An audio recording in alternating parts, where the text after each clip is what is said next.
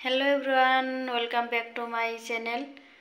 তো আজকে আমি একটা ক্ষেতে বাগান দেখাবো। কিছু বাগান লাগানো আছে ওখানে, বড়ের বাগান, সুপারির বাগান, ভুট্টা ক্ষেত, আর আছে ওখানে মিষ্টি কুমড়ো ক্ষেত।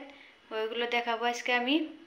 তো আমি মানুষে নতুন, আমার চ্যানেলটাও নতুন, ভালো করে শ্যুট করতে পারি না, কথা বলতে পারি না, কথার মাঝে ভুল ত্রুটি হলেও আমার দৃষ্টিতে দেখবেন। আর আমার চ্যানেলটা সাবস্ক্রাইব করবেন, লাইক শেয়ার কমেন্ট করবেন।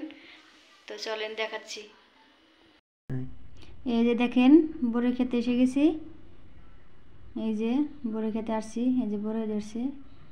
বড়ই পেকে গিয়েছিল, অর্ধেকের বেশি তোলা হয়ে গেছে, ওই জন্য গাছে অত বড়ই নেই।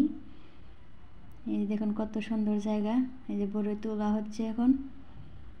এই যে বালু মাটি, তো আঠালো মাটি না, ওই জন্য তো ভালো করে হয়নি। তবে এইগুলো ভালো মাটি হলে 1 বিঘায় 5-6 লাখ টাকা বিক্রি করতে পারে, যাদের ভালো হয়। এই যে দেখেন কত সুন্দর বড়ই গাছ এগুলো লাগাইছে। এই যে সাইডে ভুট্টা ক্ষেত আছে, বড়ই ক্ষেতের পাশাপাশি ভুট্টা ক্ষেত আছে এখানে। এই যে দেখেন সাইড দিয়ে যাব এখন বড়ের ক্ষেতের। হ্যাঁ, এই যে সাইড দিয়ে যাব এখন। এই যে এখানে ভুট্টা ক্ষেত দেখেন অত ভালো হয়নি, ভালো মাটি, গ্রাম জায়গা। আর এখানে কিছু পেঁয়াজ গাছ লাগানো আছে, শাক আছে। এই দেখেন এই ভুট্টাগুলো কিছু ভালো হয়েছে, তবে গ্রামের মাটিতে, ভালো মাটিতে অত ভালো হয় না।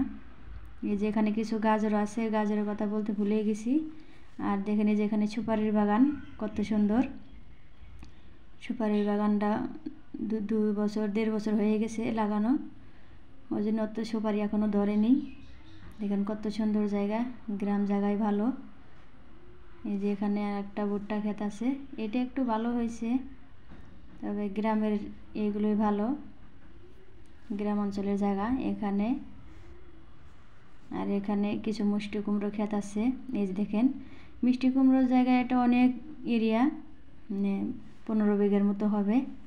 ঠিক আছে, আজকের মতো এখানেই শেষ দিচ্ছি। ভিডিওটা ভালো লাগলে লাইক শেয়ার কমেন্ট করবেন, আর একটা সাবস্ক্রাইব করে দিবেন। দেখেন কত সুন্দর জায়গা, আজকের মতন এখানে শেষ দিচ্ছি। আল্লাহ হাফেজ।